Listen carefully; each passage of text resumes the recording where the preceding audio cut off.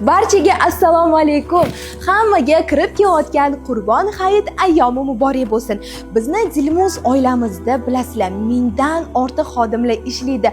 Ularni har birini xursand qilish maqsadida Qurbon hayitida tayyorlab qo'ygan o'zimizning kichkinagina sovg'alarimiz bor.